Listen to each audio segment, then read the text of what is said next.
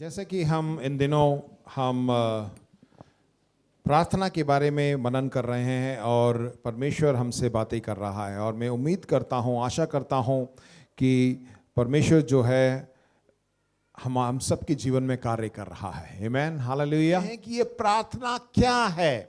प्रार्थना मैं बताऊं प्रिय भाइयों बहनों, ये जो शब्द है प्रार्थना, बहुत सी बार हम सोचते हैं कि ये कैसा शब्द है प्रार्थना, मतलब ये प्रार्थना कुछ अलग तरीके से किया जाता है, या हम इसके लिए हमें कहीं जाना पड़ता है या कुछ खोना पड़ता है। नहीं, प्रार्थना का बहुत ही सरल अर्थ क्या है कि परमेश्वर के साथ बातें करना। कितने लोग परमेश्वर के साथ बात करते हैं? आमीन, हालेलुया। हम सभी परमेश्वर के साथ बातें करते हैं। आज के वचन में भी हम यही देखेंगे।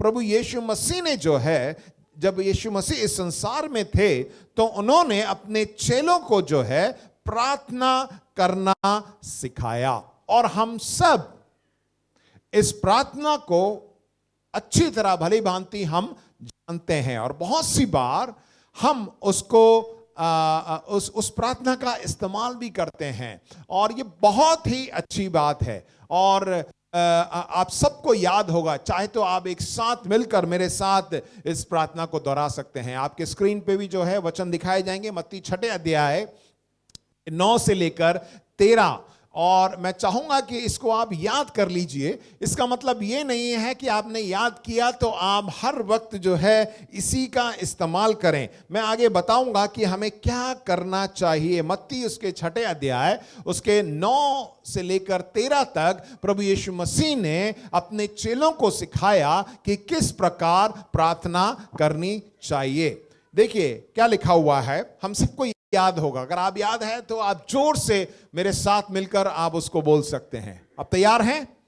बोलिए तैयार हैं। आप बस मुड़ के बोलिए मैं तैयार हूं। आमीन। 1 2 3। हे हमारे पिता, तू जो स्वर्ग में है, तेरा नाम पवित्र माना जाए, तेरा राज आए, तेरी इच्छा जैसे स्वर्ग में पूरी होती है वैसे इस पृथ्वी पर भी हो। हमारे दिन भर की रोटी आज हमें दे, और जिस प्रकार हमने अपने अपराधियों को क्षमा किया है वैसे ही तू भी हमारे अपराधों को क्षमा कर, और हमें परीक्षा में ना डाल परंतु बुराई से बचा, क्योंकि राज्य और पराक्रम और महिमा सदा तेरे ही है। आमीन।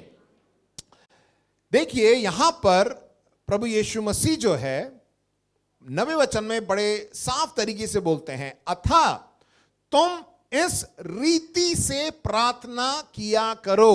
क्या लिखा है? इस, जोर से बोलिए, इस रीति से प्रार्थना किया करो। उसने ये नहीं बोला कि इसी को आप दोहराते रहो, इसको रखकर इस रीति में हमें प्रार्थना करनी है। ठीक है, ये तो मत्ती में 6 अध्याय 9 से 13 में लिखा गया है, परंतु यही वचन, इन्हीं वचनों को जो है लूका भी यही 11वें अध्याय के 1 से लेकर 13 में जो है हम उन वचनों को हम देखेंगे, और उनसे हम सीखेंगे कि किस रीति से हमें प्रार्थना करनी चाहिए। आइए हम अपनी आंखों को बंद कर लें और हम पवित्र आत्मा का स्वागत करें और परमेश्वर से प्रार्थना करें कि वो हमें सिखाए। पिता परमेश्वर, फिर से एक बार हम अपने आप को नम्र और दीन करते हैं। आज की सुबह प्रभु हम तुझसे सुनना मांगते हैं। पिताजी, मैं अपने आप को तेरे सामने दीन करता हूं, तो मुझे इस्तेमाल कर, अपनी आत्मा से भर दे।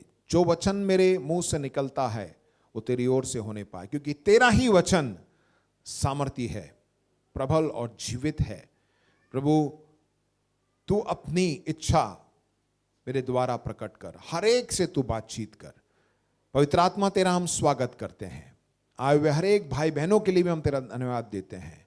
आज के दिन हम तुझसे कुछ पाना मांगते हैं, जैसे आए वैसे ना जाए।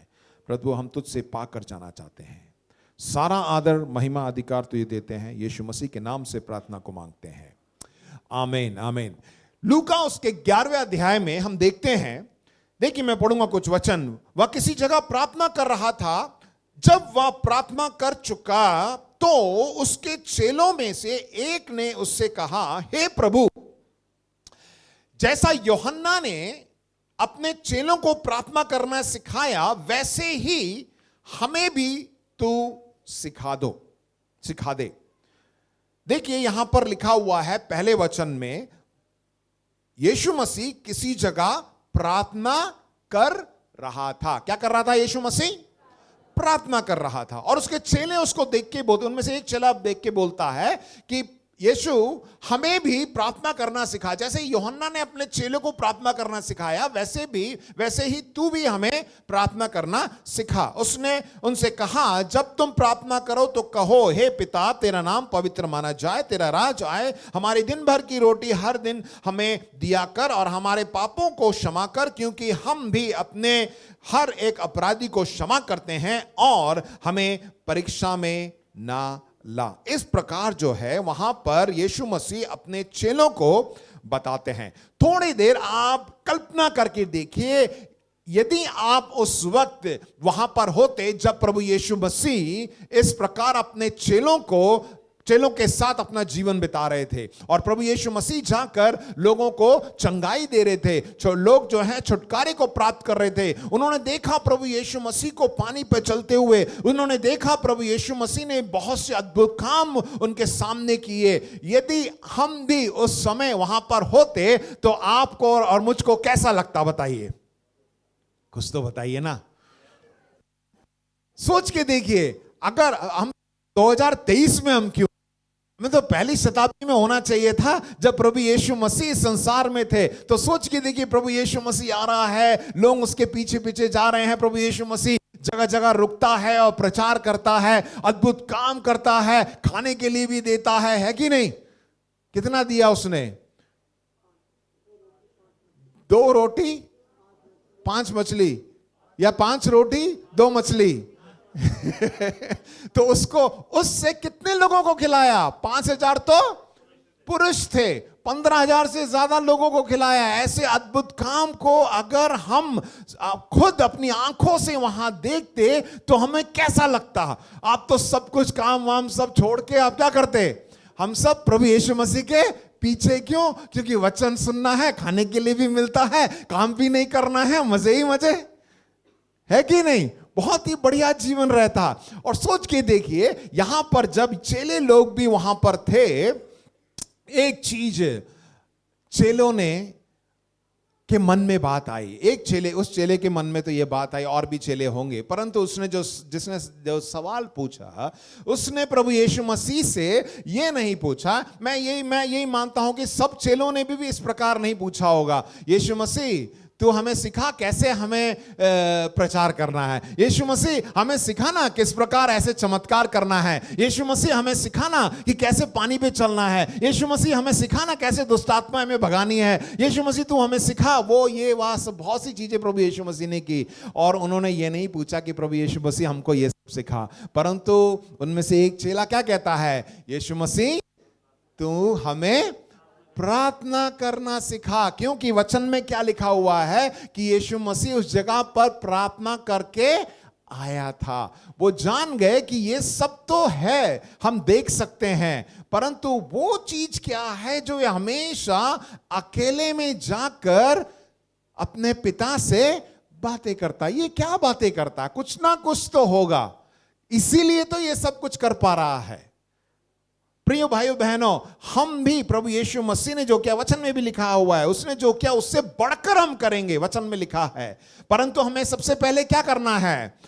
उस चीज को जानना है कि प्रभु यीशु मसीह किसके द्वारा कैसे इस चीज को कर रहा है। इसीलिए उन चेलों ने जाके पूछा कि प्रभु तू हमें सिखा कि हमें किस प्रकार प्रार्थना करना है। यूहन्ना उसने पूछा कि तू हमें बता। वो प्रभु यीशु मसीह का प्रिय था, वो कुछ ज्यादा मतलब हिचकिचाता नहीं था, सोचता नहीं था, क्योंकि प्रभु यीशु मसीह के बहुत ही नजदीक रहता था वो चेला।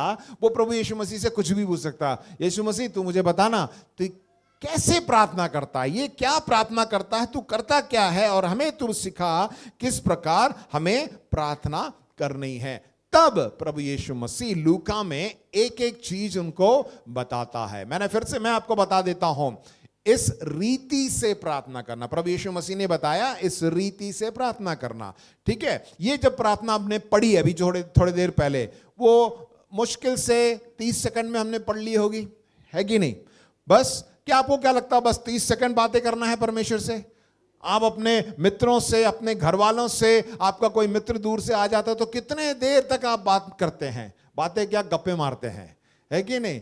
क्या प्रभु यीशु मसीह के साथ सिर्फ 30 सेकंड बातें करें, वो भी हम अपनी तरफ से बोलें और उसकी तो सुनी नहीं? ऐसा नहीं है। इस रीति से हमें प्रार्थना करना है। देखिए, सबसे पहला वचन लूका के अध्याय में हम इनको देखेंगे। पहले 4 वचन में सबसे पहले प्रभु यीशु मसीह प्रार्थना की एक योजना को बताता है। A plan for prayer.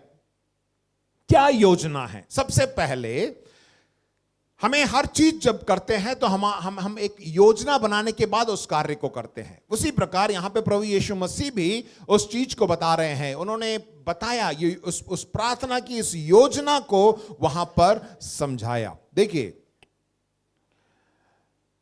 सबसे पहला दूसरा वचन, जब तुम प्रार्थना करो तो कहो, हे पिता तेरा नाम पवित्र माना जाए। मेरे पीछे बोलिए, हे पिता तेरा नाम पवित्र माना जाए। सबसे पहले हमें उसकी स्तुति करनी चाहिए। क्या करनी चाहिए? देखिए, स्तुति करने का मतलब यह है, धन्यवाद करने का मतलब यह है कि उसने जो हमारे लिए किया है उस उपकारों को याद करते हुए हम उसका धन्यवाद दें।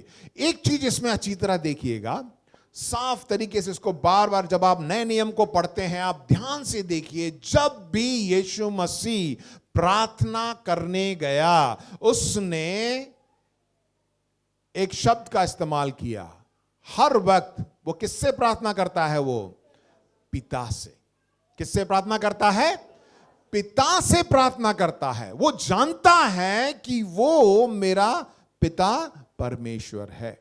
वो ये नहीं बोलता हे मालिक तूने जो मुझे भेजा है मैं तुझसे ये प्रार्थना करता हूं। ये कहता है कि मेरे पिता, हे पिता तू तेरा नाम पवित्र माना जाए। यहां पर सबसे पहली बात यह है कि हम जब प्रार्थना करने बैठे हैं तो हमारा एक संबंध होना चाहिए। और किस तरह का संबंध होना चाहिए?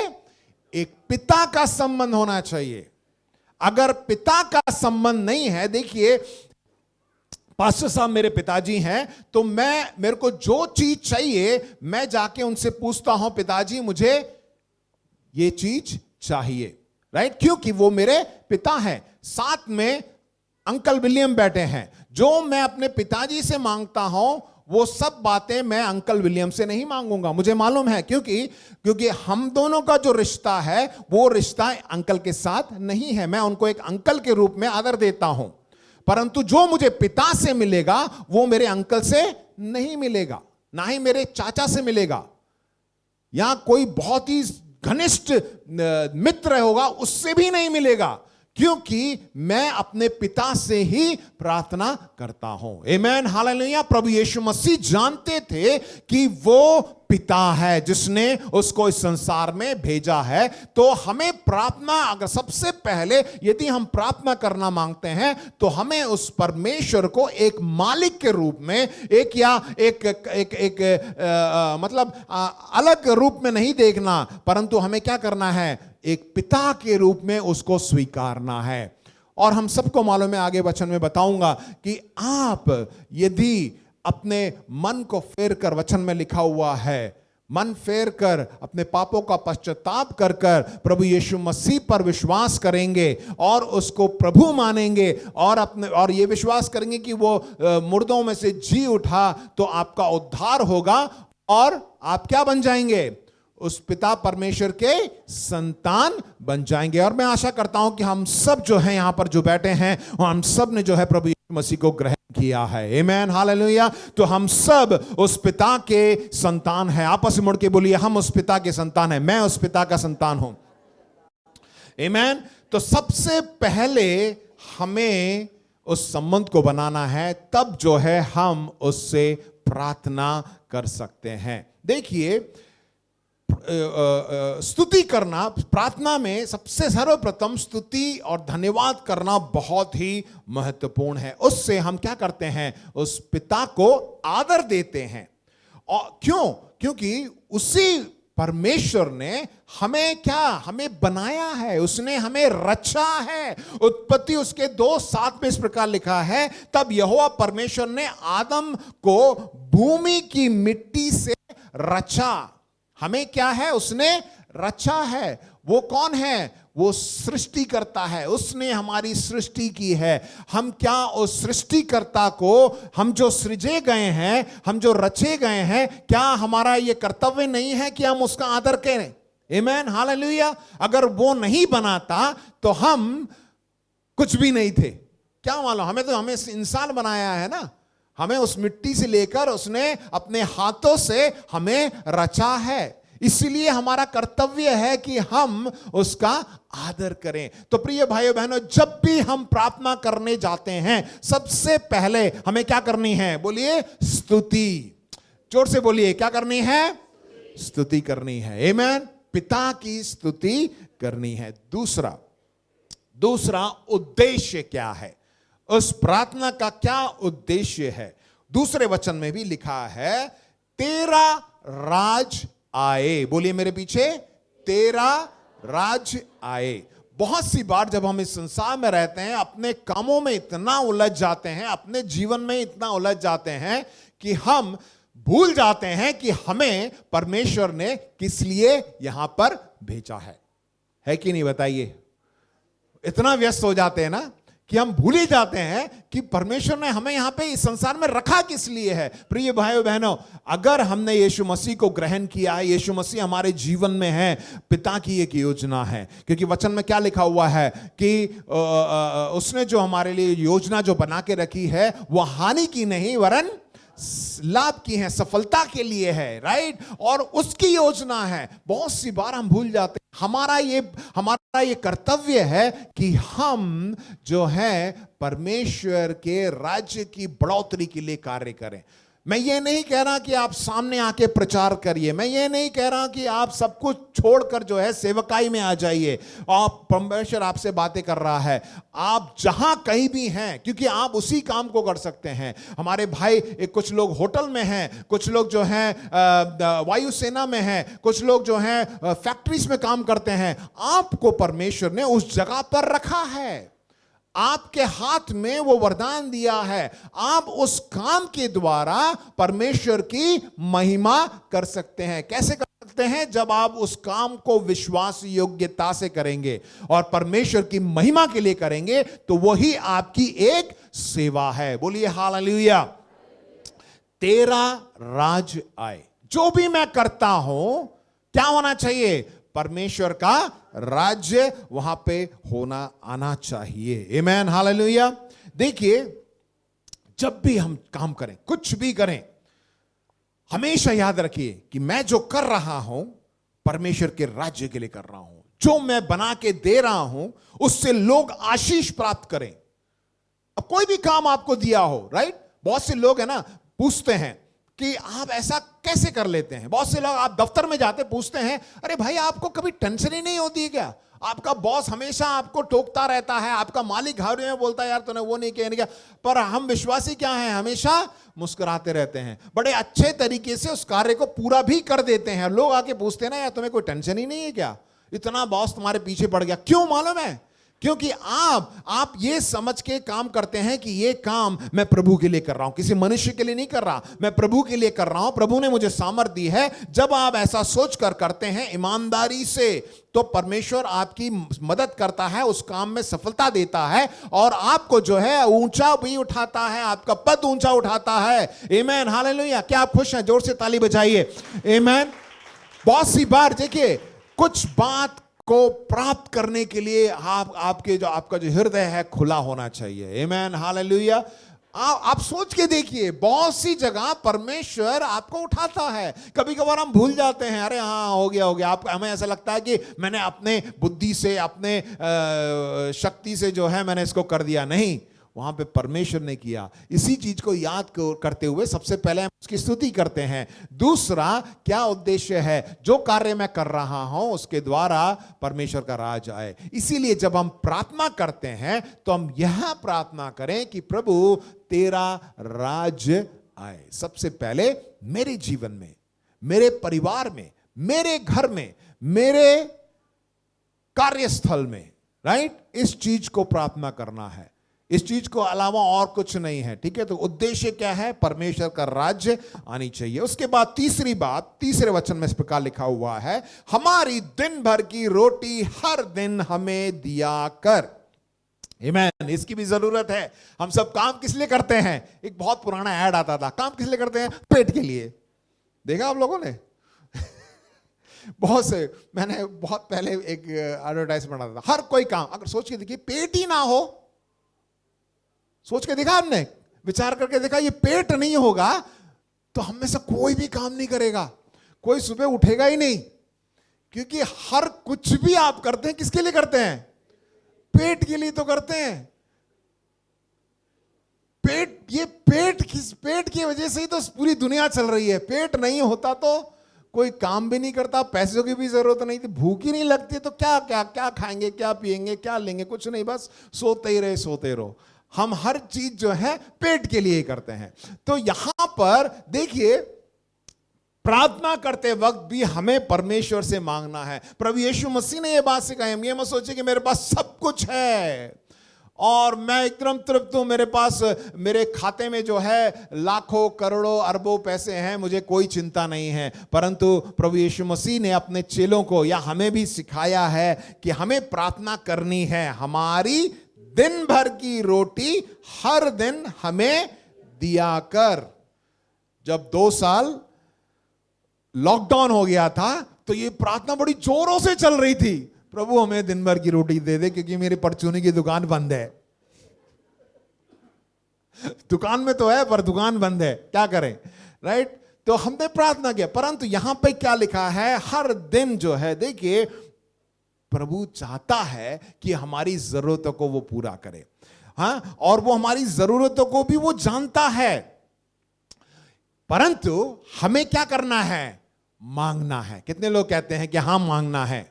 क्योंकि अगर आप मांगे ही नहीं तो आपको मिलेगा भी नहीं। मुझे अपने पिताजी से, मेरे पास है, मेरे पिताजी के पास भी सब कुछ है, राइट? अगर मैं अपने आप ले जाऊं तो शायद कम ले जाऊं, परंतु मैं अपने पिताजी से कुछ मांगूंगा कि मुझे इतना चाहिए तो मेरे पिताजी देंगे, उससे भी ज्यादा दे सकते हैं। है कि नहीं? विश्वास करते हैं?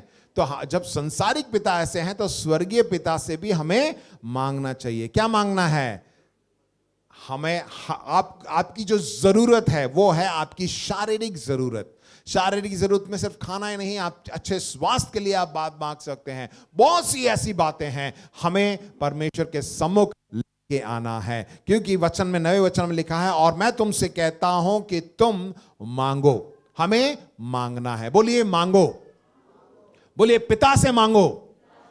आमीन। तो पिता आपको देगा। चौथी बात, आत्मिक जरूरतें। चौथे वचन में इस प्रकार लिखा है, और हमारे पापों को क्षमा कर, क्योंकि हम भी अपने हर एक अपराधी को क्षमा करते हैं। देखिए, एक प्रश्न हमेशा हम पूछ सकते हैं। हम सब चाहते हैं ना कि प्रार्थना करें, पिता परमेश्वर से बातें करें, और बहुत सी ऐसी रुकावटें भी आ जाती हैं। आपको मालूम है कि हम क्यों नहीं प्रार्थना कर पाते? थोड़ा सोच के देखा है? बहुत सी बार हम प्रार्थना नहीं कर पाते, केवल एक ही कारण है। वो क्या है? पाप। यदि हमारे अंदर पाप होगा तो हम अपने पिता से बात नहीं करेंगे। सोच के देखिए, आप घर में 2-3 भाई बहन हैं, आपस में झगड़ा हो गया, मारपीट कर दी, क्या वो अपने मां बाप के पास जाके खुले तौर से बात कर सकते हैं? जैसे ही मां बाप घर पे आए, सब अपने अपने कोने में, अपने अपने कमरे में चुप रहेंगे, जैसा कुछ हुआ ही नहीं है। माता पिता आ जाओ बच्चों खाना खाएंगे, तो सब आ जाएंगे और खाना खाएंगे, पर कोई बोलेगा नहीं। पिताजी से भी नहीं बोलेगा, क्योंकि अगर किसी ने एक ने बोला तो दूसरा बोलेगा अच्छा तू अपने को ज्यादा समझता है, तो वो बोलना। डाइनिंग टेबल पे भी क्या हो जाएगा, तू मैं हो जाएगा, अशांति आ जाएगी। बहुत ही सरल सी बात है, यदि हम प्रार्थना नहीं कर पा रहे हैं तो हमारे अंदर पाप है। यहां पर देखिए वचन में साफ साफ प्रभु यीशु मसीह ने बताया, हमारे पापों को क्षमा कर, क्योंकि हम भी अपने हर एक अपराधी को क्षमा करते हैं। देखिए, सोच के देखिए, सबसे पहले तो हमें परमेश्वर से क्षमा मांगनी है। क्योंकि हम इस एक पापी संसार में रहते हैं। हाँ, जब हमने प्रभु यीशु मसीह को ग्रहण किया, हमने अपने मन को फेरा और अपने पापों का अंगीकार किया, उसके बाद जो है हमने प्रभु यीशु मसीह को ग्रहण किया, हमारे सारे पाप क्षमा हो गए। गुड। परंतु हम जब इस पापी संसार में रहते हैं, रात को सोने से पहले आप सोच के देखिए, बहुत सी बार आपने ऐसी ऐसी बातें, ऐसे ऐसे विचार आपके मन में आई होंगी जो कि परमेश्वर के विरुद्ध है। हमें क्या करना चाहिए? सर्वप्रथम हमें क्षमा मांगनी है। प्रभु, मैंने इस प्रकार कर दिया, ऐसे विचार मेरे आए, मुझे क्षमा कर। क्षमा करना। और साथ में क्या लिखा हुआ है, क्योंकि हम भी अपने हर एक अपराधी को क्षमा करते हैं। हमें दूसरों को भी क्या करना है, ये नहीं कि मैं पवित्र हूं, मैं सब कुछ हूं और वो ही गलत है, उसको भी क्षमा करना है। क्यों? क्योंकि हम इतने बुरे थे और हमारे पापों को प्रभु यीशु मसीह ने क्षमा किया। वो इतना दयालु और उतना अनुग्रहकारी है, वो हमारा पिता है, तो क्या हमारे अंदर उसकी वो बातें नहीं होंगी? क्या हमें भी करुणा करना चाहिए, हमें भी जो है अनुग्रह करना चाहिए, दया करनी चाहिए, उस व्यक्ति को क्षमा करनी है जिसने आपके मुंह पर टमाटा मारा हो, या आपके गाली दी हो, आपको कुछ भी किया हो, आपके विरुद्ध कुछ किया हो, आपको उसे क्षमा करना है। अगर आप क्षमा नहीं करेंगे, यहां पे क्या लिखा है, पिता आपकी प्रार्थना को नहीं सुनेगा। हम अपने पापों की क्षमा मांगनी है, उस दूसरे व्यक्ति को भी क्षमा करना बहुत ही जरूरी है। पहला यूहन्ना 1:9 में इस प्रकार लिखा है, यदि हम अपने पापों को मान ले तो वह हमारे पापों को क्षमा करने और हमें सब अधर्म से शुद्ध करने में विश्वासी योग्य धर्मी है। ये हमारे पापों के लिए जब हम अंगीकार करते हैं तो हमें वो हमारे सारे पापों को क्षमा करता है। वो अनुग्रहकारी है, वो हमारे पापों को क्षमा करता है। उसके बाद हमें क्या करना है? मत्ती 6:15 में क्यों हमें क्षमा करना चाहिए? वचन में लिखा हुआ है, मत्ती 6:15, और यदि तुम मनुष्य के अपराध क्षमा ना करोगे तो तुम्हारा पिता भी तुम्हारे अपराध क्षमा ना करेगा। आप चाहे लाख कोशिश कर लीजिए, प्रभु उससे तो मैं क्षमा नहीं करूंगा, मुझे तू क्षमा कर दे, नहीं करेगा वो। पहले आप उसके साथ निपटारा करिए, उसको क्षमा करिए, तब प्रभु जो है आपको भी क्षमा करेगा। क्या मेरे साथ हैं? बोलिए हालेलुया। ताली बजाइए जोर से, हालेलुया। अगले 10 मिनट में मैं समाप्त करूंगा। अगला पॉइंट क्या है? चौथे वचन में लिखा है, हाँ, और हमें परीक्षा में ना ला, हमें परमेश्वर से सुरक्षा के लिए मांगनी है। परमेश्वर की सुरक्षा के द्वारा ही हम इस संसार में जीवित रह सकते हैं। हमें परीक्षा में ना ला। देखिए, वो इतना अनुग्रहकारी है, वो इतना दयालु है, हमारे बारे में इतना सोचता, उसने अपने हाथों से हमें रचा है, तो क्या वो हमारी सुरक्षा नहीं देगा? क्या हमें संभाल के नहीं रखेगा? वो हमेशा जो है उसकी सुरक्षा हम पे बनी रहती है। वो हमारे बारे में ही सोचता है, वो कभी नहीं चाहता कि हम किसी परेशानी में गिर जाएं, परंतु हमें, जैसे मैंने कहा, कि हमें उससे मांगना है। क्योंकि देखिए, परमेश्वर तो है, परमेश्वर का वचन, बहुत से ऐसे वचन है। एक वचन मैं आपको बताऊंगा, यशाया 43:2 में इस प्रकार लिखा है, जब तू जल में होकर जाए मैं तेरे संग संग रहूंगा, और जब तू नदियों में होकर चले तब वे तुझे ना डुबा सकेंगी, तब जब तू आग में चले तब तुझे आंच ना लगेगी, और उसकी लौ तुझे ना जला सकेगी। परमेश्वर का वायदा है। भजन संगीता लिखने वाला यह भी कहता है कि यदि मैं अंधकार से भरी हुई तराई में भी होके गुजरूं तो मैं ना डरूंगा क्योंकि तू मेरे साथ है। वो हमारा एक अच्छा चरवाहा है, परंतु हमें परमेश्वर से मांगनी है। प्रिय भाइयों बहनों, मैं आपको बताना चाहता हूं, जब भी हम प्रार्थना करें ये 5 बातों को याद रखिए। सबसे पहले मेरे पीछे बोलिए, उसकी स्तुति करनी है। दूसरा, उसके उद्देश्य को, यानी परमेश्वर का राज्य, बोलिए उद्देश्य, हमेशा याद रखिए कि किस लिए हम इस संसार में हैं। तीसरी बात, हमारी शारीरिक जरूरतें, जोर से बोलिए ना। और चौथी बात, आत्मिक जरूरत, मतलब क्षमा करना है, बोलिए आत्मिक जरूरतें, आमेन। और आखिरी में हमने देखा कि उससे सुरक्षा भी हमें लेनी है। प्रभु तेरी सुरक्षा मुझ में बनी रहे। देखिए, इन सब बातों को रख जब हम प्रार्थना करेंगे तो आप वो 30 सेकंड में प्रार्थना नहीं है। बहुत सी बार कहते हैं ना कि कैसे प्रार्थना करना पादरी साहब, मुझे मालूम नहीं। इस प्रकार देखिए, कहा जाता है कि ठीक है, हम अपने परमेश्वर के राज्य में जो है भवन में अपना दशमांश लेके आते हैं, राइट। दशमांश क्या लेके आते हैं? दशमांश, उससे भी ज्यादा लेके आते हैं, ठीक है। दशमांश लेके आते हैं, एक एक एक एक एक प्रिंसिपल है, राइट। तो आप थोड़ा कैलकुलेट करके देखिए, हमें दिन में कितने घंटे मिलते हैं? कितने मिलते हैं? जोर से बोलिए ना। किसी को 26 मिलता है क्या? कितने मिलते हैं? 24 घंटे मिलते हैं। 24 घंटे का दशमांश कितना होता है? 2 घंटे 40 मिनट। तो परमेश्वर आपसे 2 घंटे 40 मिनट नहीं मांग रहा है। प्रभु यीशु मसीह ने क्या कहा अपने चेलों से? क्या एक घड़ी तुम मेरे साथ जागते नहीं रह सकते? 1 घंटा आप मेरे साथ जागते नहीं रह सकते। केवल उतना ही मांग रहा है।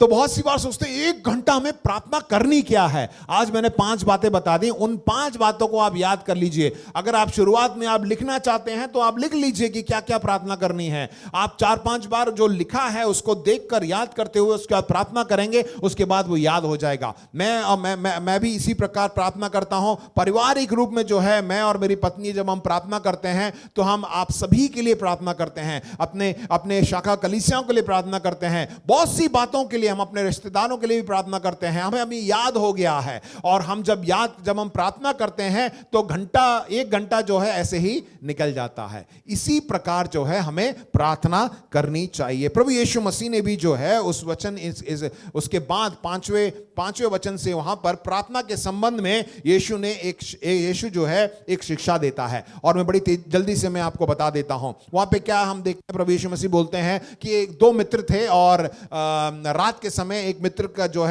मित्र अपने दूसरे मित्र के घर के बाहर खड़ा होता है। रात अंधेरी हो जाती है और उसको जाकर वो खटखटा के उससे बोलता है कि प्रिय मित्र, मेरे घर में कुछ मेहमान आ गए हैं और मुझे उन्हें कुछ खाना देना है। अगर तुम्हारे पास कुछ खाना है तो मुझे दो। और दूसरा मित्र अंदर से क्या बोलता है कि नहीं, मैं तो सो चुका हूं, मेरे बच्चे जो हैं बिस्तर में लेटे हुए हैं, मैं उठ के आ नहीं सकता। परंतु ये मित्र क्या करता है, बार बार वचन में इस प्रकार लिखा हुआ है, देखिए मैं हिंदी में पढ़ देता हूं आपको। उसमें लिखा है 8वां वचन, मैं तुमसे कहता हूं यदि उसका मित्र होने पर भी उसे उठकर ना दे तो भी उसके लज्जा छोड़कर मांगने के कारण उसे जितनी आवश्यकता हो उतनी उठकर देगा। उसमें क्या लिखा है, वो जो व्यक्ति बाहर खड़ा होकर खटखटा रहा है, बिना शर्म के, बिना लज्जा के क्या कर रहा है, अबे दे देना यार, एक ही दिन की तो बात है। कह रहा नहीं नहीं जा यार कल सुबह, नहीं नहीं नहीं नहीं मुझे दे यार, अभी चाहिए यार, मेरे घर पे मेहमान है। ऐसे मित्र हैं या नहीं बताइए? होते हैं ना। तो वो क्या करता है, अंदर जो मित्र है उठकर उसे जो चाहिए यार ले जा यार, तू दे देता है। इससे प्रभु यीशु मसीह क्या सिखाना चाहता है, जब भी हम अपने पिता से मांगते हैं ना, पिता मुझे शादी करनी है, मुझे एक अच्छी लड़की दिखा दे, बस एक बार प्रार्थना किया, 5 साल हो गए, फिर बोलते प्रभु कुछ भी नहीं हुआ। प्रभु अपने समय में करता है, पर वो क्या चाहता है, हम उससे मांगे, उससे बातें करें, अपनी लज्जा छोड़ के बोलो प्रभु तू कुछ ना कुछ करे मेरे को। ये नहीं बोलना कि सिर्फ लड़की चाहिए जिनकी शादी हो गई है, बहुत सी और बातें हैं, राइट। आप प्रार्थना में लगातार, इसमें क्या प्रभु यीशु मसीह इस चीज में क्या, अंग्रेजी में, हिंदी में लिखा लज्जा छोड़कर उसमें, पर अंग्रेजी में लिखा परसिस्टेंस, यानी निरंतर, लगातार। जब तक उसने दरवाजा नहीं खोला तब तक वो बोलता रहा, अरे मैं जाऊंगा नहीं, कौन है तू, दे यार, मुझे चाहिए यार, जल्दी निकाल, जल्दी बाहर निकाल। और उसने बिना लज्जा के, मतलब बिना शर्म के, उसको निरंतर उससे प्रार्थना की। यहां पर प्रभु यीशु मसीह अपने चेलों को सिखा रहे हैं कि जब भी आप प्रार्थना करें तो किस प्रकार की प्रार्थना होनी चाहिए, निरंतर, लगातार आपको पिता से मांगनी है, क्योंकि पिता हमारी प्रार्थना को सुनता है और हमें लगातार मांगते रहना है। बोलिए हालेलुया। पिता चाहता है कि हम उससे मांगे। मैं चाहता हूं कि मेरे बच्चे मुझसे मांगे। अगर वो कुछ मांगेंगे ही नहीं तो मुझे ऐसा लगेगा पता नहीं इनको क्या पसंद है क्या ना पसंद है। वो मांगेंगे तो मुझे अच्छा लगता है और मैं लेके दे देता हूं। इसी बात पर मेरी पत्नी भी बहुत ही ज्यादा मुझसे खफा हो जाती है, जो मांग उनको दे देते हो आप। मैं पिता हूं, मुझे अच्छा लगता है और मांगते हैं, मैं दे देता हूं, राइट। और देखिए अगली बात, आखिरी में, प्रार्थना के लिए एक वायदा भी है। 10, 11, 12, 13 पढ़ूंगा, ध्यान से सुनिए। उसमें क्या लिखा है, क्योंकि जो कोई मांगता है उसे मिलता है, जोर से बोलिए ना, और जो ढूंढता है वो, और जो खटखटाता है उसके लिए। तुम में से ऐसा कौन पिता होगा कि जब उसका पुत्र रोटी मांगे तो उसे पत्थर दे, या मछली मांगे तो उसे उसके बदले सांप दे, या अंडा मांगे तो उसे बिच्छू दे। प्रभु यीशु मसीह बोल रहे हैं, अतः जब तुम बुरे होकर अपने बच्चों को अच्छी वस्तुएं देना जानते हो तो स्वर्गीय पिता अपने मांगने वालों को पवित्र आत्मा क्यों ना देगा। यहां पर प्रभु यीशु मसीह मांगने और पाने के सिद्धांत को सिखा रहे हैं। जब हम मांगते हैं तो परमेश्वर हमें क्या देता है, देता भी है। बहुत सी बार हम मांगते हैं, जब वो देता है, नहीं मुझे नहीं चाहिए ये। करते नहीं करते हैं? मेरे बच्चे भी बोलते हैं कभी कभार, मेरे को इनके इतना चॉइस मालूम नहीं है, कभी कभार कुछ लेके आता ना, अच्छा यही लेके आया क्या। जब मांगते हैं, जब हम प्रार्थना कर रहे हैं, मांग रहे हैं, तो प्रभु देता है, तो उसे क्या करना है, लेना भी है। वो बातें भी करता है। जब आप कुछ मांगते हैं ना, प्रभु आपसे बोलता है कि नहीं बेटा ये सही नहीं है, थोड़ा और इंतजार करो। तो हमें उससे भी मानना है, नहीं नहीं नहीं नहीं प्रभु नहीं, ऐसे कैसे, अरे नहीं नहीं नहीं नहीं, ये यही होना चाहिए, यही मिलना चाहिए मुझे, ये नहीं मिला तो फिर प्रार्थना करना ही छोड़ दिया। प्रिय, ऐसा नहीं होना चाहिए। प्रभु हमसे, मैंने बताया ना प्रार्थना क्या होता है, प्रार्थना क्या होता है,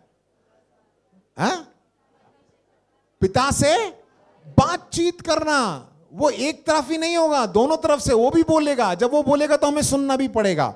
तो यहां पर लिखा है कि यदि तुम मांगोगे तो तुम्हें मिलेगा। ठीक है, जब आप प्रार्थना करते हो तो तुम्हें मिलेगा, और जब खटखटाओगे तो तुम्हारे लिए खोला जाएगा। और यहां पर इस प्रकार लिखा हुआ है कि वो अपने पवित्र आत्मा हमें देगा। प्रिय भाइयों बहनों, जब पवित्र आत्मा हमारे अंदर आ जाता है ना, तो पवित्र आत्मा उसी वक्त जब आप मांगते हैं, उसी वक्त आपके कानों में उस बात को डालता है, आपके मन में उस बात को डालता है कि ये सही है या गलत है। आप सोचते हैं कि मुझे आज दिल्ली जाना है, और प्रभु से बोलते हैं प्रभु मैं दिल्ली जाने की सोच रहा हूं, तू अपनी इच्छा को बता।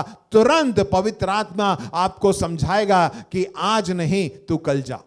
इसी प्रकार जब आप प्रार्थना करते हैं, पवित्र आत्मा आपके अंदर है, पवित्र आत्मा भेजेगा, और जो कुछ भी हम मांगते हैं परमेश्वर हमें देता है। अपने बच्चों के लिए वो जरूर करता है। याद रखिए कि हमें निरंतर दृढ़ता से जो है हमें प्रार्थना करनी है, और हमारे अंदर वो उस एक ऐसा रवैया होना चाहिए कि मैं प्रार्थना करूंगा और परमेश्वर मुझसे बातें करेगा तो मैं उसको मानूंगा, उसके वचनों पर मैं चलूंगा। क्या मेरे साथ हैं? आमीन। एक छोटा सा इलस्ट्रेशन मैं आपको देना चाहता हूं।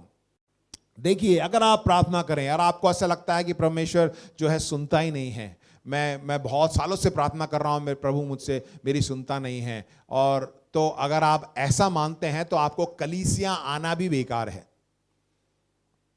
जब आप मानते ही नहीं हैं कि परमेश्वर मुझसे मेरी प्रार्थना को नहीं सुनता, तो कलीसिया आके क्या हो जाएगा? नहीं होगा, राइट?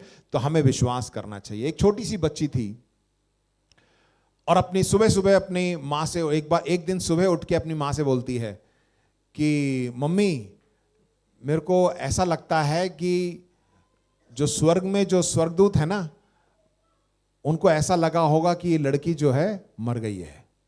तो उस माँ ने पूछा, क्यों बेटा, तुम ऐसा क्यों सोचती हो? अरे मम्मी, पिछले एक हफ्ते से मैं पढ़ाई में इतना उलझ गई थी, मैं प्रार्थना करना भूल गई, तो शायद मेरी आवाज वहां तक नहीं पहुंची होगी, तो उन्होंने लगा होगा कि ये लड़की मर गई है।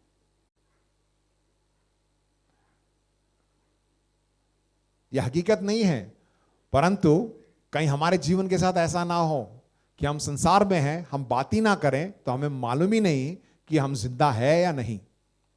बहुत सी बार आत्मिक रूप में उद्धार पा लिया है, सब कुछ है, परंतु जब बातें ही नहीं करते हैं तो संबंध भी नहीं बनेगा। कहीं ऐसा तो नहीं संसार में हैं परंतु कैसे हैं? मरे हुए हैं। हमें प्रभु यीशु मसीह को जब हम करें तो हमें एक नया जीवन हमें मिला है, हम आत्मिक हो गए, परंतु क्या है, कभी कभार आत्मिक मुर्दे भी हो जाते हैं, आत्मिक रूप से मरे हुए हैं, बस इस संसार में जी रहे हैं। प्रियो, ऐसा ना होने दे। हमें क्या करना है? हमेशा क्या करनी है बताइए? बातें करनी है। बोलिए, क्या करना है? अपने पिता से बातें करनी है। प्रभु आपको आशीष दे। प्रभु के लिए जोर से ताली बजाएं।